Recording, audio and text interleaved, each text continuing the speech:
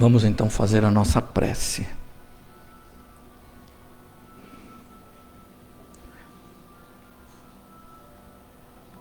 Deixando-nos envolver pela sonoridade da música suave, que transporta junto com o som as energias típicas da canção e que, em sendo absorvida por nós, colaboram decisivamente para a nossa aquietação. Nesse instante, aproxima-se de cada um de nós os participantes abnegados e fraternos da equipe espiritual e que, já tendo a leitura daquilo que mais nos aflige, daquilo que mais nos faz ficarmos intranquilos, eles então se aproximam e, em nome de Jesus, em nome de Maria de Nazaré, nos envolve nesse momento, saturando a nossa alma das boas irradiações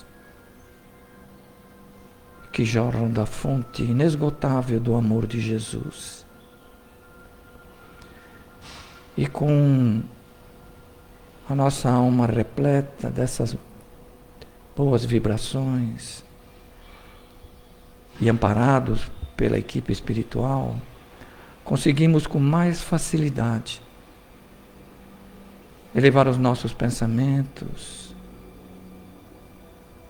construindo em nossa tela mental a figura de Jesus, que, de braços abertos, sendo representado pelos bons espíritos, nos abraçam nesse momento, cientes dos nossos problemas, das nossas aflições. Eles colaboram em nome de Jesus, trazendo o equilíbrio às nossas emoções, permitindo-nos assim entender que são desafios que enfrentamos e que têm o objetivo de desenvolvermos qualidades que nós ainda não possuímos. Muito obrigado, Jesus. Louvado seja o vosso nome e os vossos ensinamentos. Manifestamos a nossa gratidão pela oportunidade bendita que o vosso coração nos oferece de dedicarmos um tempo da nossa vida à conquista dos valores espirituais, ajudando-nos assim, Senhor, no esforço que estamos realizando, nesse processo de transformação moral. Abençoa, Senhor Jesus, a todos nós. Abençoa as nossas crianças. Abençoa o esforço que estamos fazendo, Senhor, para enfrentar as dificuldades que vão se avolumando. Que o vosso amor siga nos inspirando. Que o vosso amor abençoe a equipe espiritual, que em vosso nome nos amparam, nos assistem, nos inspiram, nos socorrem e nos protegem. Em vosso nome, Senhor Jesus, sob a vossa inspiração, amparo e proteção, iniciamos a nossa reunião deste domingo. Que assim seja. Muito bem. Vamos lá.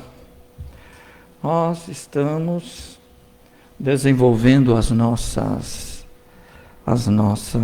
palestras a partir do livro chamado Pão Nosso. E esse livro traz as reflexões que o Espírito Emmanuel fez ou faz a respeito de uma passagem que ele retira do Evangelho de Jesus ou dos Atos dos Apóstolos. Na manhã de hoje, nos compete compartilhar com todos vocês o capítulo número 82, que ele chama, tem o título de Em Espírito. E a frase ele vai tirar dos Atos dos Apóstolos, ou mais especificamente da carta de Paulo aos Romanos, né? E ele pegou a seguinte frase: mas se pelo Espírito mortificardes as obras da carne, vivereis. Só essa frase, se nós formos debruçar sobre não o significado moral dela, o símbolo moral que ela contém, mas para nós tentarmos compreender com profundidade o que é na alma dele, já vai gastar algum tempo. Mas é uma frase que não pode ser levada, não é que não pode, não deve ser levada ao pé da letra, literalmente. Porque ele diz assim: se mortificardes as obras da carne. E isso serviu de pretexto para muitos religiosos adotarem a questão do silício, não o mineral, mas de utilizarem-se de formas de agressão ao corpo físico para tentar eliminar as que eles chamam de tentações. Então, observamos na passagem da história, né, religiosos de todos os matizes que utilizavam por baixo da roupa uma espécie de um pullover que continha taxinhas, que era para mortificar o corpo físico, provocar dor, para que a dor ultrapassasse o impulso natural que ele sentia, muitas vezes, por questões sexuais, né? Então, veja que interpretado literalmente a coisa complica. Mas nós não vamos enveredar por esse caminho, não. Então, o que para o Espiritismo, o Evangelho vai trazer a seguinte conclusão, né? Que mortificar as obras da carne significa nós abandonarmos as práticas ou os nossos comportamentos e nos afastar o quê? Daquilo que provoca o nosso distanciamento em relação a Deus. São os nossos comportamentos, principalmente na área do sentimento e das emoções. Raiva, cólera, luxúria, ira, inveja. Então não adianta usar preguinhos, taxinhas, porque isso vai continuar existindo, tá certo? Porque todos esses impulsos não nascem do corpo físico. O corpo físico, ele só exterioriza aquilo que o pensamento, aquilo que o espírito pensa e sente. Então, se nós sentimos, por exemplo, atração sexual, isso é natural, porque ele é uma força da natureza. Não é o corpo que tem o impulso. O impulso vem da alma, vem do espírito. O corpo só vai manifestar e materializar. Então não adianta você trabalhar exclusivamente o corpo físico, deixando de lado todas as nossas, aquilo que nasce no espírito. Então nós não estamos nos transformando, nós estamos fazendo o quê? Nós só estamos modificando o nosso comportamento, sem mexer no principal. Nós não estamos fazendo a nossa transformação. Nós estamos reprimindo os nossos pensamentos, estamos reprimindo as nossas emoções, estamos reprimindo os nossos impulsos.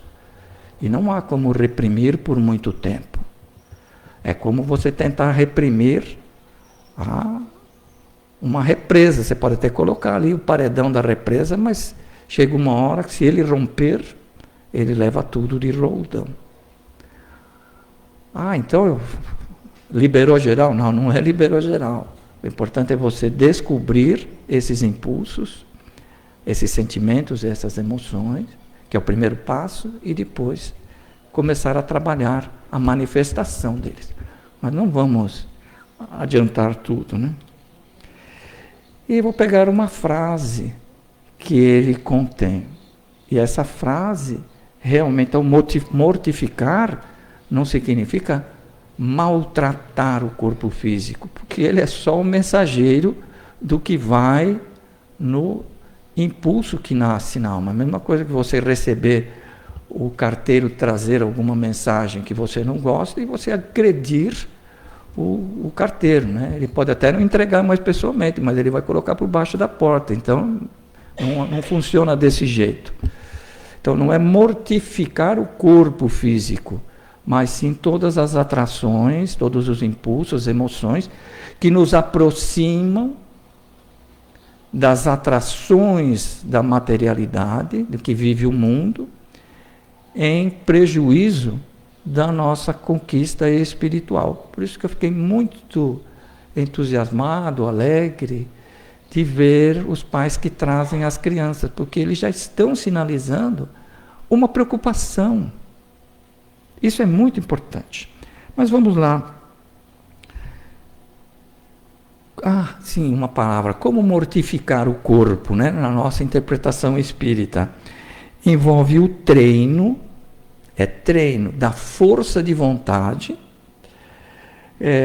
para controlar as nossas paixões e os nossos instintos. Então, a força de vontade é algo que também é do espírito. Nós temos o quê? Treinar. Porque nós não sabemos usar. Porque nós não nascemos com essa força de vontade. Nós não nascemos, ela passa a ser desenvolvida. E depois de desenvolvida, temos que treiná-la e educá-la. Tá certo? Então, essa é a forma que o Espiritismo trabalha essa questão da mortificação. E eu separei uma frase dele, contém no livro, para nós fazermos o desenvolvimento. Porque ele vai falar de uma série de outras implicações, mas eu achei essa que ele deixa para praticamente no final do capítulo, que ele resume, então, tudo que ele falou antes. Ele vem dizer assim: bem-aventurado o ser humano, a criatura, o homem, que segue a jornada da vida em espírito, focando o comportamento, preocupando-se com os impulsos, com as emoções que nascem do espírito, passando a ser um convite à criatura a superar sua natureza inferior para alcançar uma existência mais elevada. Todos nós somos espíritos da terceira ordem. Sendo assim, todos nós, uns mais, outros menos, somos ainda inferiores. E eu fui buscar no Evangelho de Jesus como abordar essa questão. Como aceitar esse chamado de focar o treino da nossa vontade, a educação da nossa vontade nas questões espirituais. E eu me recordei da Amélia Rodrigues. Amélia Rodrigues é uma autora espiritual, trouxe brilhantes páginas em seus 8 ou 9 livros. E eu peguei um livro chamado Primícias do Reino. E ela conta uma história maravilhosa, muito linda, que ela nos leva até esse momento, porque ela estava presente nesse momento. Então ela começa dizendo assim que da casa de Simão Pedro, onde Jesus estava abrigado, era primavera, era o final de primavera, como nós estamos vivendo aqui, o final da primavera. Então ela dizia que quando se saía da casa de Simão Pedro, observava-se no leste, por onde nasce o sol, observava-se as colinas de Golã. E era por ali que o sol nascia de manhã, refletia a sua cor dourada na superfície do lago Genezaré, o mar da Galileia, e trazia todo aquele esplendor de luzes, de silêncio, de calma, que suscitava isso. E ela vai contar que nesse dia, Simão Pedro levantou, Simão Barjona, São Pedro para os católicos, levantou e, se dirigindo ao fundo da sua casa, observou que Jesus já estava sentado sobre uma pedra, observando o nascer do sol. E ele então não quis, de forma nenhuma, ser inconveniente e incomodar Jesus, porque ele sabia que ele estava num processo de meditação, reflexão, de oração. E ele observava a silhueta de Jesus sendo recortada pela luz do sol. E ele se perguntava, mas que homem é esse? Porque eles estavam nessa tarefa pouco mais de uma semana que Pedro estava junto com Jesus. Mas que homem é esse? Se fosse possível voltar no tempo, eu diria para Simão Pedro, Pedro, nós não fazemos ideia de quem está ali. Ele não é só um profeta, como acontecia de surgir ali entre os judeus. O profeta para os judeus era algo muito importante, porque eles eram como assim representantes, porta-vozes de Deus. Para eles tudo se resumia, tudo que se operava era por intermédio de Deus. Então eles eram os porta-vozes de Deus. Nos dias atuais, os profetas para nós seriam aqueles que possuem mediunidade. Mas eles não sabiam que era isso, só entendiam que eles conversavam com Deus e traziam então as notícias, traziam os avisos, as broncas, né? Mas Pedro, ali está alguém que ultrapassa em muito a configuração de um profeta. Vocês esperam há muito a chegada do Messias, aquele que viria libertá-los do jugo, não dos romanos, mas das preocupações com a vida material. É o Messias que vem lhes apresentar uma nova forma de ver a vida. Um Messias que iria repaginar o entendimento de Deus.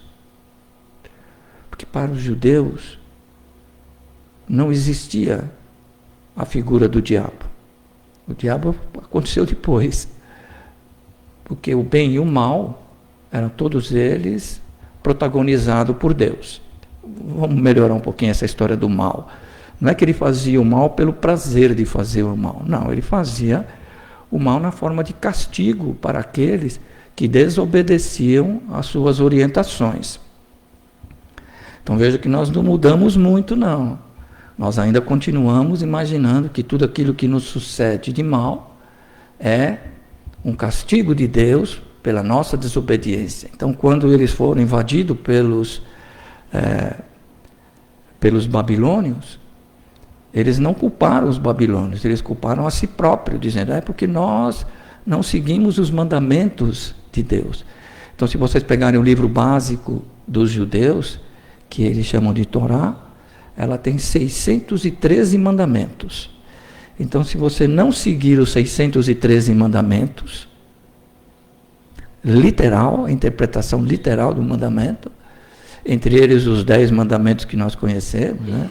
Não adorar outros deuses, não matar, não roubar, não cobiçar, já era o suficiente. Então, quando acontecia alguma coisa de mal para alguém, é porque aquele alguém merecia. Quando acontecia para a coletividade, é porque a coletividade merecia, e era a obra de Deus. Deus não era misericordioso para eles. E é exatamente isso que Jesus vem modificar. Mas se eu pudesse continuar conversando com Pedro, eu diria mais para ele. Ele é muito mais do que isso, Pedro. Ele é o nosso modelo, ele é o nosso guia. Modelo é tudo aquilo que deve ser copiado, imitado. E ele é nosso guia, Pedro, porque ele nos indica o caminho a seguir, o melhor caminho para o nosso desenvolvimento moral, para o nosso desenvolvimento espiritual, para nós passarmos a viver de conformidade com os valores espirituais e morredouros. Mas Pedro, ele vai além disso, Pedro. Ele é o governador planetário. Ele é o responsável, Pedro, por pelo desenvolvimento nosso. Ele é assim como um tutor para nós, nos ajudando nesse processo longo de desenvolvimento espiritual. Deixarmos a inferioridade e começarmos a ser alguém voltado para a espiritualidade, para os espíritos, para o mundo espiritual, para a vivência das leis de Deus. Mas com certeza o Pedro não ia compreender tudo. O que Pedro não sabia, e que ninguém sabia, é que aquele dia que nascia, era um dia muito, muito, muito especial. Não só para aquele momento, mas para todo o futuro da humanidade. Não se marcou o dia, nada. Só sabemos pela Amélia Rodrigues que era primavera, final de primavera. Então era final de maio, começo de junho, porque eles estão no hemisfério norte. É que aquele dia, Jesus iria dar início ao processo de nos ensinar, de ser o guia, nos indicar o caminho. É o dia, Pedro, que oficialmente o semeador saiu a semear sementes de luzes em nossos corações. Era um sábado.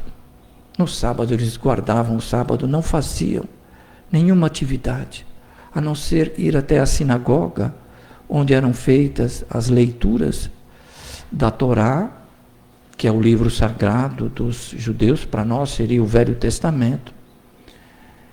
E assim Jesus o fez. Mais tarde, deixou a casa de Pedro, junto com alguns dos apóstolos, dos discípulos, e foi até a sinagoga. Mas a multidão já o seguia. Todos ouviram falar daquele profeta nazareno especial. E todos se dirigiram antecipadamente à sinagoga. E eram muitas as pessoas. E ele então decidiu. O semeador decidiu semear as sementes de luzes num monte que havia ali ao lado. Se no leste tinha as colinas de Golã, a oeste, quando o sol se punha, atrás de Cafarnaum, tinha um monte bem pequenininho, não era nem monte, era uma colina, 110 metros, bem suave. E as pessoas no sábado costumavam ir aos montes, porque os montes eram sagrados, porque dali se faziam, então, se chegava mais perto de Jeová. e a multidão estava ali. Esse monte hoje chama-se Monte das Beatitudes, Monte da Bem-aventurança, mas na época ele se chamava Monte Eresmo, que significa um monte solitário, porque era tudo uma planície e só tinha esse pequeno monte, e ali na cidadezinha de Cafarnaum, na aldeia de Cafarnaum. Ele então subiu.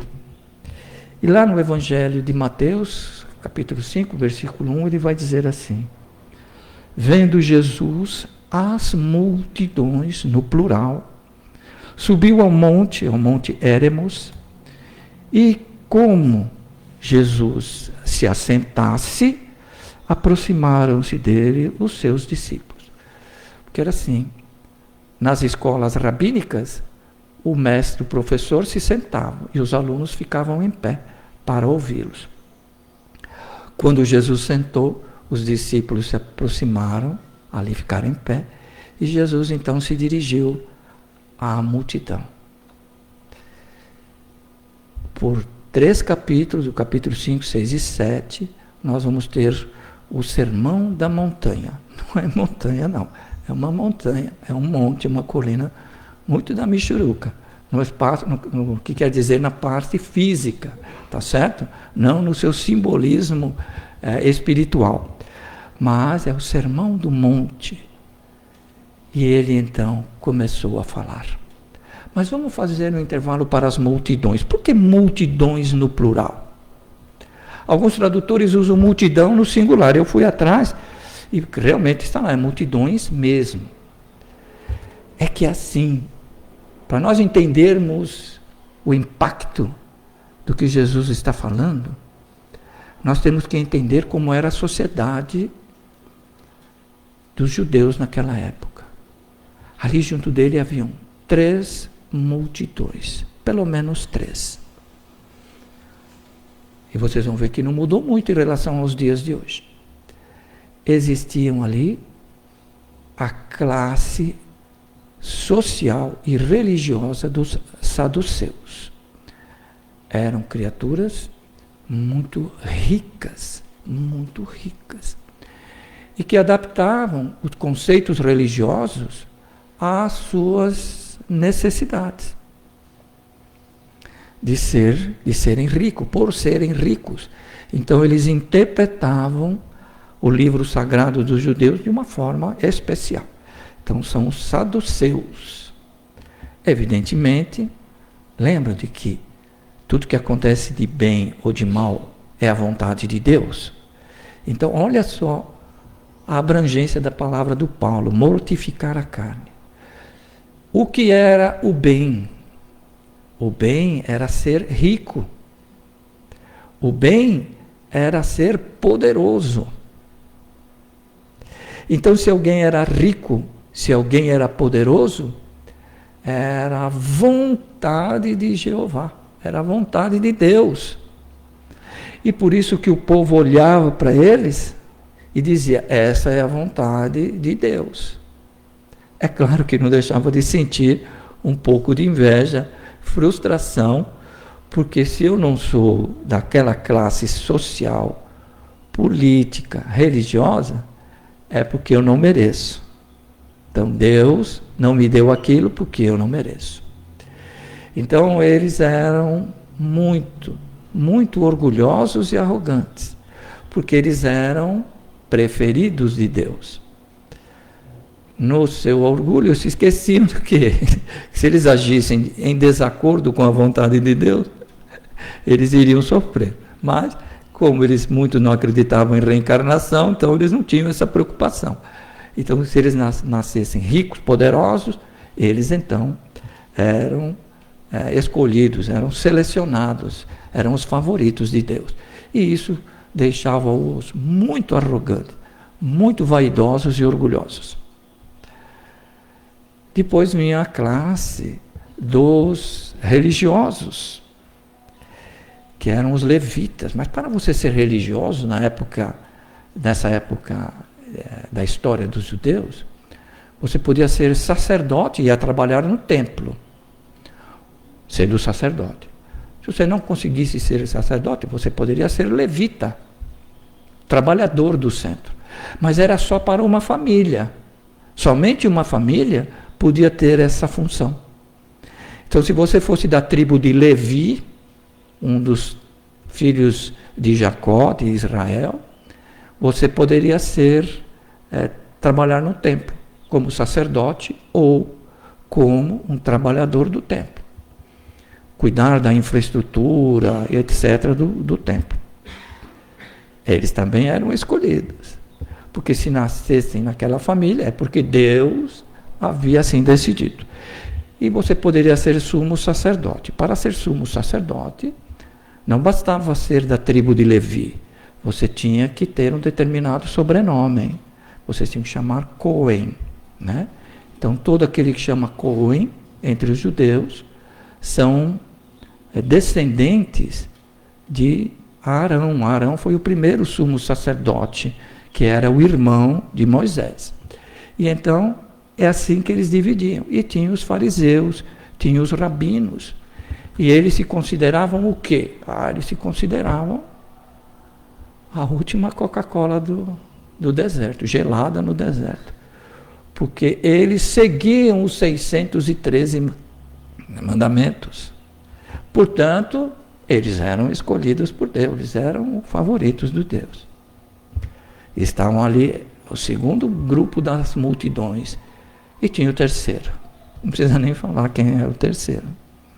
Eles têm o nome de Ham-Haharetz. Eu não sei se é assim que fala, mas é assim que eu entendi que se fala. Era o povo. Mas não era simplesmente o povo. É pior do que isso. Eles sofriam de muito preconceito, discriminação. Porque eles eram o quê? Ignorantes das leis religiosas. Eles eram descuidados na observação dos mandamentos, né, dos mitvahs. Eles eram considerados impuros. E eles sequer podiam servir como testemunhas em algum julgamento. Era a classe religiosa inferior, marginalizado pelos rabinos. Quer mais? Os conceitos religiosos proibiam um sábio de se casar com a filha de um Ham-Haharetz, porque a família dele se tornaria impura. Eles eram ignorantes, negligentes, impuros. Isso que eles eram considerados. Nada. Não tinham esperança. Não tinham esperança. Porque eles já estavam com a sua vida determinada. Daí as três multidões não se misturavam. Dois grupos extremamente arrogantes, orgulhosos e vaidosos, porque eram os favoritos de Deus. E um terceiro, sem esperança nenhuma, frustrados, porque eram castigados por Deus. Jesus então sobe ao monte das bem-aventuranças e todos estão ali aguardando o seu pronunciamento. Evidentemente que os saduceus e o grupo religioso imaginava que Jesus iria começar por eles, agradecendo a presença deles, mostrando que eles eram escolhidos por Deus.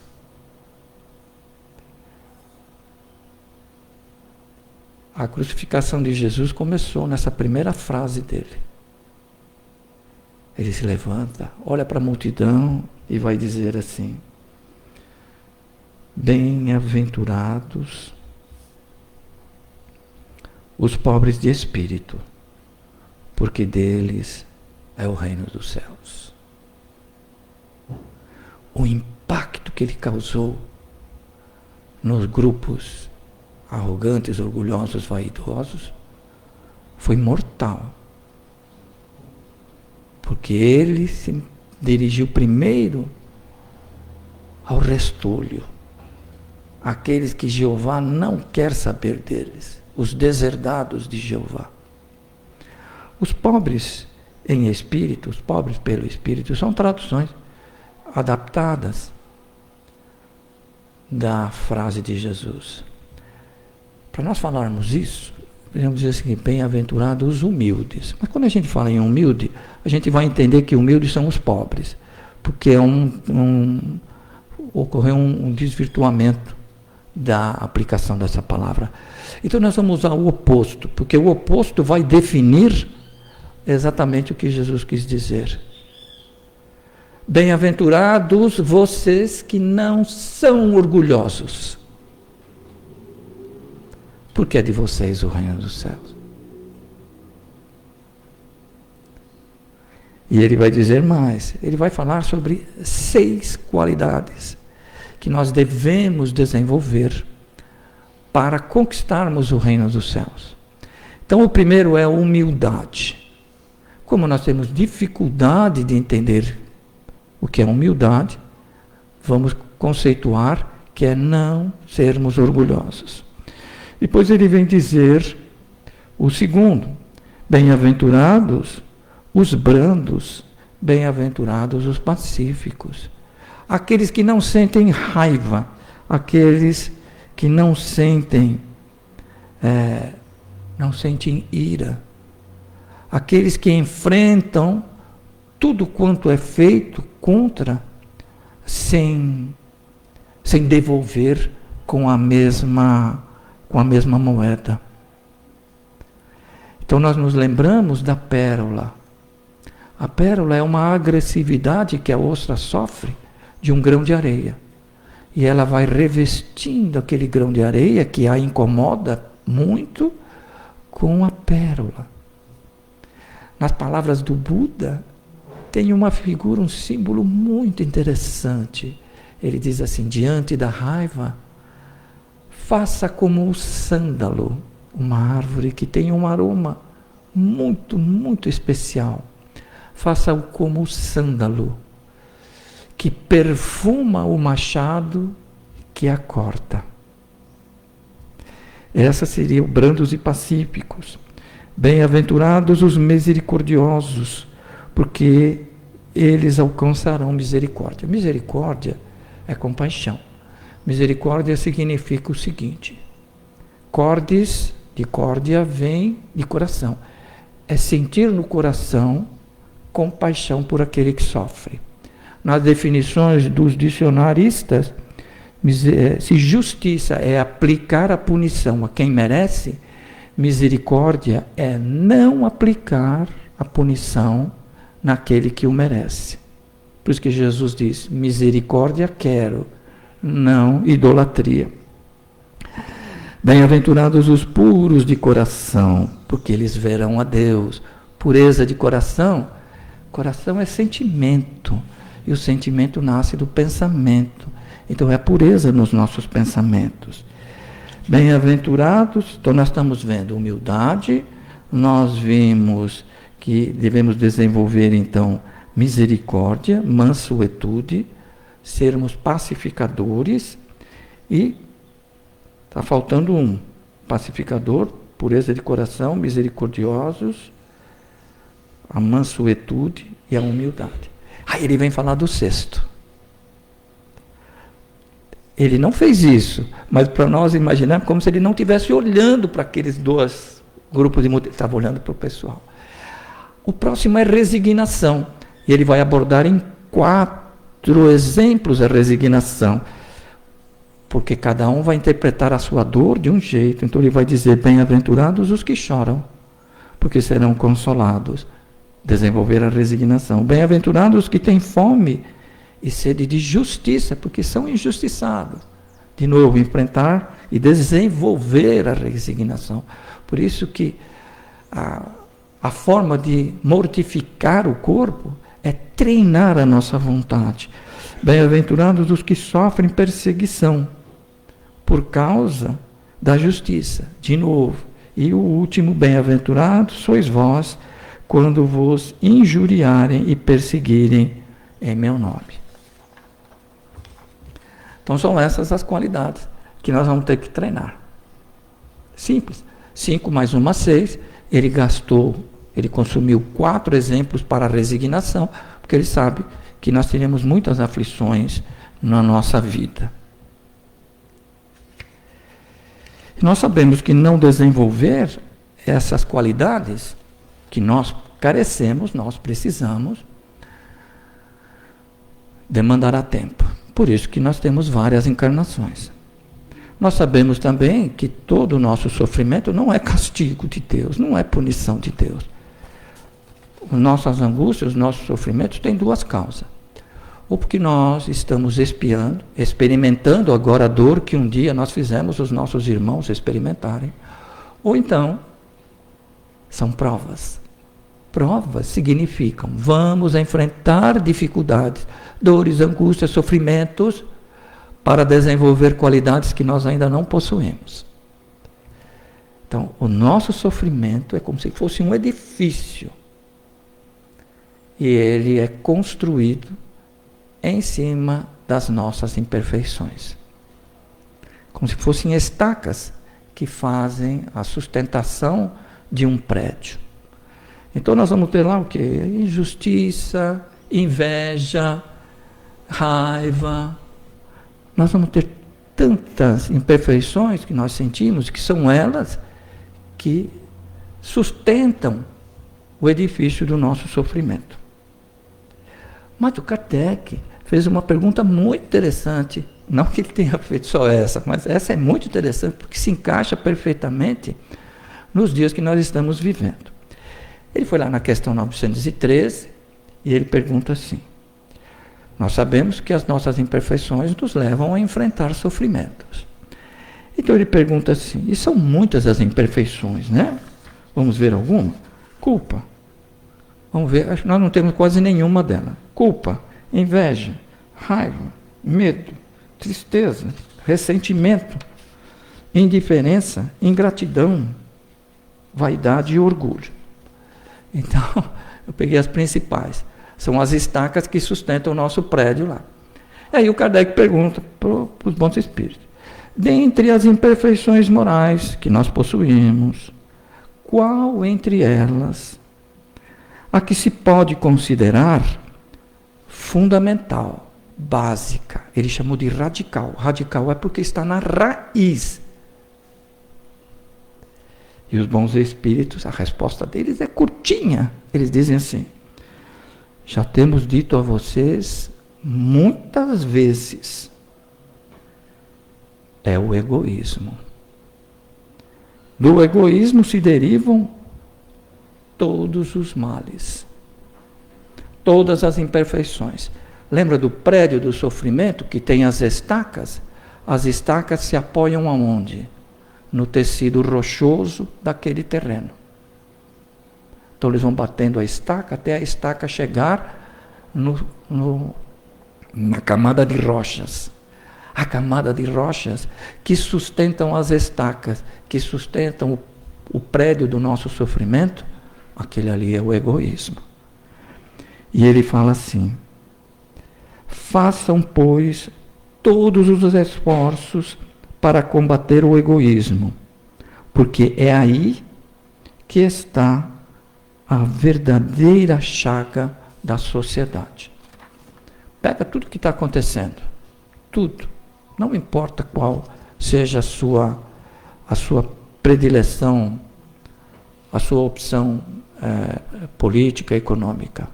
Começa a analisar, mesmo aquelas que somos favoráveis, na base está o egoísmo. Mas nós temos um viés muito ruim, nós achamos que o egoísmo é querer para si, não é isso? Não. O egoísmo é imaginar que tudo gira ao nosso redor. Nós somos o centro, tudo o resto tem que se esforçar para nos acompanhar. Então vamos dar uma olhadinha quais são as imperfeições morais e vamos verificar se realmente por detrás dela está o egoísmo. Eu fiz uma pequena lista. Vamos lá. Culpa. Sentir culpa é uma imperfeição moral? É uma pergunta retórica. Assim, cuidado. Nós devemos sentir remorso. Remorso é diferente, porque remorso é construtivo. O remorso leva você a querer reparar o que você fez. Culpa não. Quem sente culpa pede o quê? Castigo, punição. Lembra dos Am-Haharetz? Eles sentiam o quê? Culpa. Porque eles tinham feito, eles não sabiam o quê, mas eles tinham feito alguma coisa errada. Por isso que eles pediam punição. Então, onde está o egoísmo por trás da culpa? Vamos lá. Culpa é o ego que se pune porque não admite que tem errado. É um espírito que acha-se perfeito. E quando ele erra, não admite ter errado.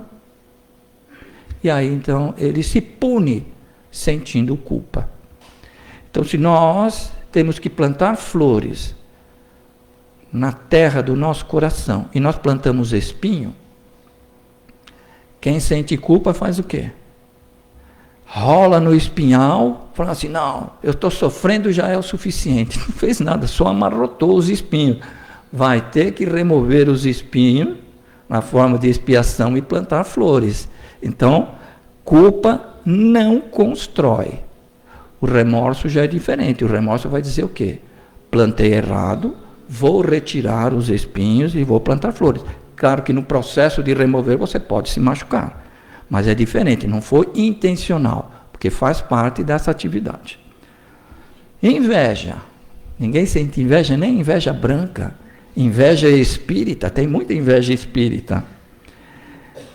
É o ego que não aceita o triunfo dos outros e que busca diminuir a conquista alheia. Então, se alguém fala, mas você não sabe. Sabe que ele não trabalha, ele é aposentado. Ele pode fazer isso todo dia. Isso é inveja, gente. Não esquece, não tem nada de positivo nisso, não. Está o egoísmo escondido por trás, tá certo? Raiva. Sentir raiva. Quase nós não sentimos raiva, né? A gente percebe pelo quê? Pela buzina. Para que serve buzina no carro? Você sabe ou não? Serve para irritar o motorista da frente quando o próprio já está irritado. Então, essa é a única função da buzina. Raiva é a atuação do ego que sente ferido quando as coisas não acontecem do jeito ou no momento que ele quer. Sentiu raiva é porque alguma coisa aconteceu que não te agradou. Logo, nós vamos sentir o quê? Raiva. Por trás está o quê? O egoísmo. A Joana, a propósito disso, tem uma frase muito interessante, foi lá que eu tirei essa. Ela diz assim, num livro chamado Mundo Regenerado. É um livro, se eu não me engano, é o último livro psicografado pelo Divaldo da Joana. Ela diz assim, a revolta, o inconformismo, a irritação, é o egoísmo insatisfeito. A revolta, o inconformismo, a irritação, é o egoísmo insatisfeito. Então, medo. O que é o medo? Raiva. Vou voltar um pouquinho para a raiva. Então, você tem aquele ataque de raiva. O ataque de raiva é tão grande que mata o corpo. Você tem uma parada cardíaca, um AVC, mata o corpo. A raiva ficou no corpo? Vai ser sepultada junto com o corpo? Vai ser cremada junto com o corpo? Tem uma coisa pior, gente. A raiva, tudo isso que nós estamos vendo, o medo, a culpa, a inveja, tudo isso, não está no corpo, está no espírito. E quando nós morremos de um ataque de raiva, o pior é que a raiva segue inteirinho com a gente, porque não tem nada a ver com o coitado do corpo. O corpo só sofreu o impacto de uma emoção muito forte e não conseguiu resistir. Medo é o ego que se esconde. Ele não quer errar. Não quer que os outros vejam que ele erra. Aí ele fica preocupado. Como é que os outros vão reagir? O que vão pensar de mim? E aí nós temos medo e não vamos à luta. Deixa eu dar uma acelerada aí. Tristeza no sentido mórbido dela, tá? É o ego que não aceita a vida como ela se apresenta. Eu me recuso a aceitar a vida desse jeito. Às vezes, prefiro até morrer.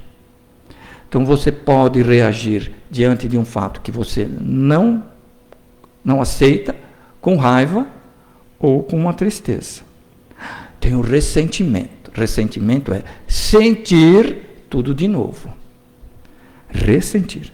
É o ego que não aceita ou não admite o que ocorreu com a pessoa. E aí ressente. Quando vê a pessoa, dá até urticária na pessoa. Nasce umas bolinhas vermelhas, assim. Porque ele sente de novo aquilo que... Basta fazer o seguinte, às vezes você está distraído e alguém toca uma música da época que nós éramos adolescentes, faz pouco tempo aí, né? Ahá, essas coisas, né?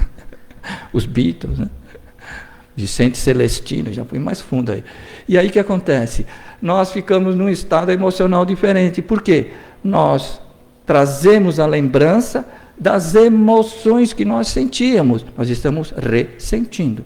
E se sentir alguma coisa muito ruim, estamos revivendo todo aquele episódio. E carregando o corpo novamente com o ressentimento. Aí vem a indiferença. O que é a indiferença? É o ego que não quer ver os dramas do sofrimento dos outros. Porque não me importa nada que está acontecendo com os outros. E só me importa aquilo que tem a ver comigo. Esse está mais fácil para identificar o egoísmo, né? Os demais, parece que estamos forçando a barra. Ingratidão. Ingratidão é o ego insatisfeito. A Joana diz que o egoísta não agradecido, que o egoísta, ou o ingrato, bom dia, tudo bem? Vamos lá. Que o egoísta não é agradecido, pois tudo que ele recebe, ele crê que é merecido. Lembra dos saduceus, dos levitas? Porque eles achavam que aquilo, eles mereceram, não tem que agradecer nada. E os dois piores, orgulho e vaidade.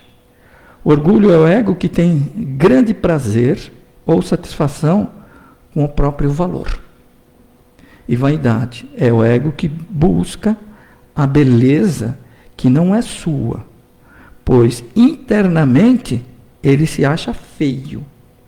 O que ele não consegue, e que ele não consegue suportar, e tenta compensar isso externamente. Tudo no fundo está o egoísmo. É por isso que Jesus, quando se dirigiu àqueles grupos que sofriam, porque eles estavam espiando ou desenvolvendo qualidades que eles ainda não possuíam. E com isso, eles deveriam então receber o amparo, o consolo. Por isso que ele fala, enviarei um outro consolador, porque ele é o consolador. E para encerrar, vimos que tudo isso é isso que nós temos que começar a trabalhar, gente. Identificar, não é identificar nos outros. Não adianta chegar agora e falar assim, esse daí é orgulhoso. Não. É para nós. Nós não temos que fazer nada para transformar os outros. Nós transformar a nós. Na questão 917, ele pergunta, qual é o meio de destruir o egoísmo? E os bons espíritos vão responder, ora, se o egoísmo é a fonte de todas as imperfeições morais, a caridade é a fonte de todas as virtudes. Por isso que no Espiritismo está lá, fora da caridade, não há salvação. E qual é a definição de caridade? No entendimento de Jesus, é benevolência com todo mundo, até para aquele que fez isso, aquele que faz aquele outro, é benevolência com todo mundo. Porque mostra que você não é superior aos demais, que você entende que aquele que errou, ele está passando por uma fase de aprendizado. Indulgência com os erros dos outros. Lembra da misericórdia? É não punir aquele que merece, que Deus o puna. Na figura bíblica de punir, né? Ele vai ser submetido às consequências dos seus atos. E o último é perdão. Benevolência, indulgência e perdão.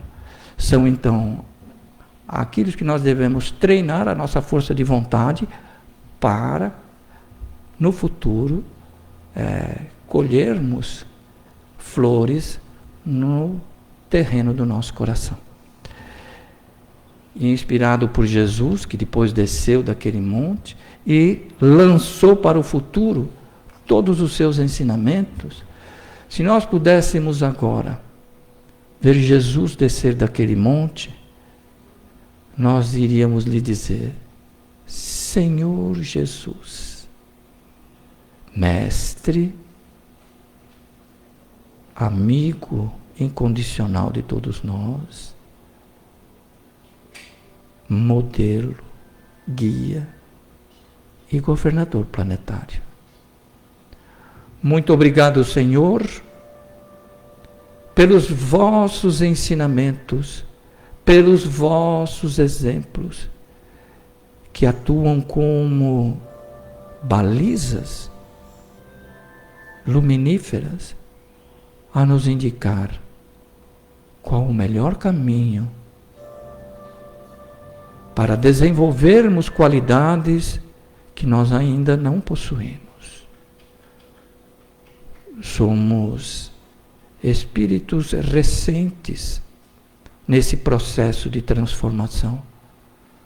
Por isso, Senhor, vos agradecemos todos esses ensinamentos que têm por objetivo nos ajudar a transformarmos, buscando dessa forma o nosso aprimoramento, a nossa transformação moral. Ajuda-nos, Senhor, pois que temos um passivo, um passado, onde todas essas imperfeições se avolumaram, e agora cientes de que devemos atuar de forma diferente, estamos encontrando muita dificuldade. Por isso não vos pedimos que não basta somente os vossos ensinamentos. Permita, Senhor Jesus, que a espiritualidade esteja ao nosso lado, nos amparando, nos assistindo, nos socorrendo. Ajuda-nos, Jesus, ajuda-nos. É o nosso pedido. Abençoa a todos nós. Abençoa os nossos lares, os nossos queridos. E que o vosso amor siga a nos inspirar e a nos proteger, como se ele fosse uma armadura, um escudo, a nos proteger da maldade e da violência dos dias atuais. Por tudo isso, Senhor Jesus, muito, muito, muito obrigado. Que assim seja.